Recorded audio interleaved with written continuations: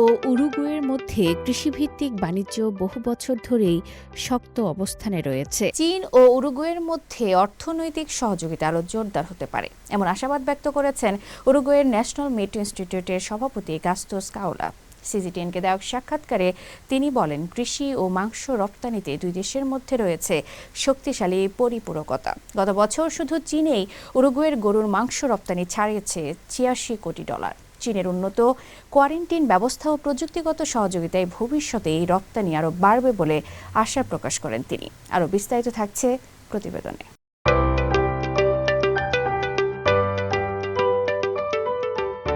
চীন ও উরুগুয়ের মধ্যে কৃষিভিত্তিক বাণিজ্য বহু বছর ধরেই শক্ত অবস্থানে রয়েছে। বিশেষ করে গরুর মাংস এই সম্পর্কের মূল ভিত্তি। গত বছরের নভেম্বর পর্যন্ত চীনে উরুগুয়ের গরুর মাংস রপ্তানি পৌঁছায় $860 মিলিয়ন, যা আগের বছরের তুলনায় 14% বেশি। সম্প্রতি সিজিটিএনকে দেওয়া সাক্ষাৎকারে গাস্তোস কাওলা বলেন, চীনের কার্যকর কোয়ারেন্টাইন প্রক্রিয়া উরুগুয়ের জন্য বড় সুবিধা তৈরি করেছে।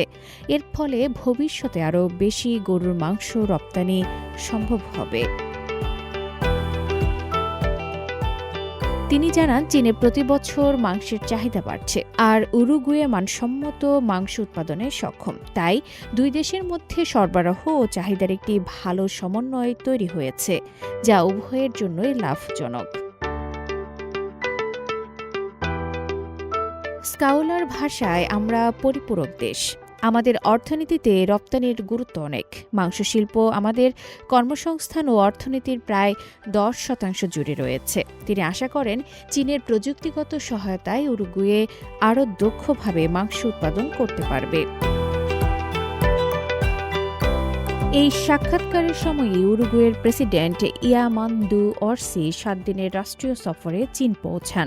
এই সফরকে দুই দেশের সম্পর্ক জোরদারের নতুন সুযোগ হিসাবে দেখা হয়। স্কাওলা বলেন, উরুগুয়ে তাদের উৎপাদন পদ্ধতি, জেনেটিক তথ্য ও টেকসই কৃষি অভিজ্ঞতাও চীনের সঙ্গে ভাগ করে নিতে আগ্রহী। তার মতে, দুই দেশের সামনে একসঙ্গে এগিয়ে যাওয়ার বড় সুযোগ রয়েছে।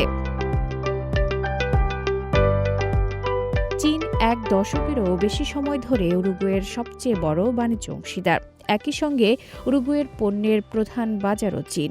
বৈশ্বিক অনিশ্চয়তার সময়ে এই অংশীদারত্ব আরও গুরুত্বপূর্ণ হয়ে উঠেছে। সব মিলিয়ে কৃষি ও মাংস শিল্পকে কেন্দ্র করে গড়ে ওঠা চীন উরুগুয়ের সম্পর্ক এখন প্রযুক্তি, টেকসই উৎপাদন ও পারস্পরিক আস্থার ভিত্তিতে আরও বিস্তৃত হওয়ার পথে। পরিপূরক অর্থনৈতিক শক্তিকে কাজে লাগাতে পারলে এই অংশীদারত্ব ভবিষ্যতে বৈশ্বিক বাণিজ্যে একটি সফল মডেল হিসেবে প্রতিষ্ঠিত হতে পারে। আফরিন মিম, সিএমজি বাংলা।